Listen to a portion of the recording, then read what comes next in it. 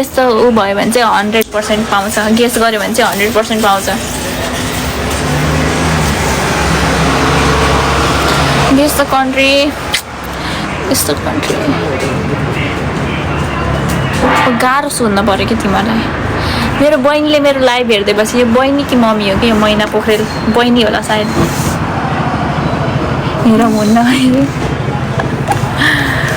thank you for joining के guess the country गर्ने त मैले थाहा पाउँछ यार गेस द कन्ट्री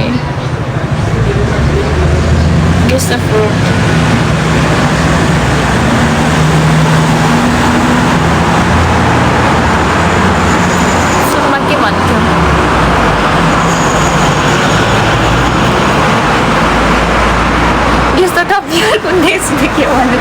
नेपाली हो 100% ल म सोच्छु 1 पिसको मिनिस्ट्री ल भन के अरे 1 पिसको मिनिस्ट्री 1 पिस गेस एज रे गेस एज त थाहा तिमीलाई मेरो एज के लेखी यो मेरो बहिनी हो के डी भनेर लेखी गेस द भेजिटेबल गेस त जापान हो जापान ल जापानदेखि भयो नि नेपाली होला नि त जापान हो यस्तो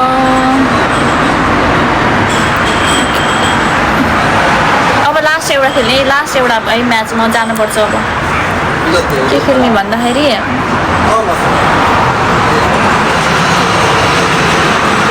गेस त भेजिटेबलै गरौँ गरम काम जान बेला हुन लाग्यो मेरो पनि काम जाने बेला हुन लाग्यो अब एउटा लास्ट गेस गरेर गर्ने हो कि इन गर्ने हो मैले गेस द भेजिटेबल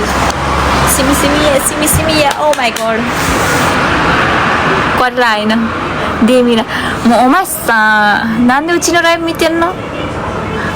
आज कसी मेरो बहिनीले मेरो लाइभ हेरेर बसी सोयाबिन होइन नेपाली है नेपाली नाम है मैले गराएको नेपाली नाम भन किन आलु होइन साग होइन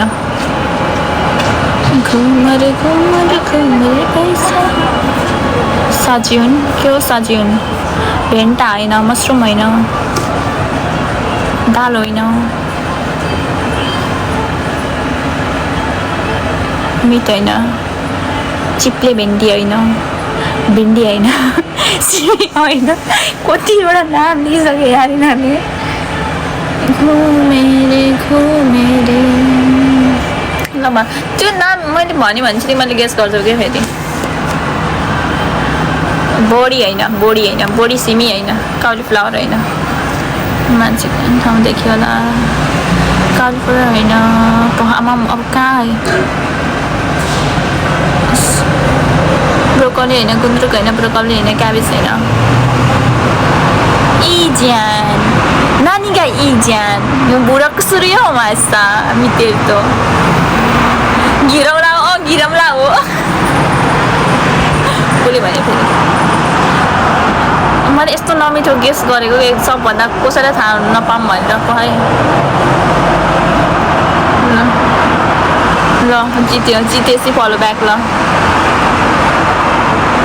लास्ट थियो है ल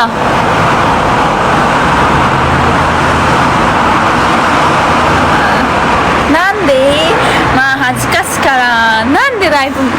उहाँ के त सिमे त्यही हो मेरो बहिनी छ कि लाइभमा म थर्काउँदै बसेँ त्यसलाई अब है मलाई फलो ब्याक दिएँ है कसले जितेको घिरौँला कसले भनेको थियो फर्स्टमा आशिषले अरे ल दिएँ मैले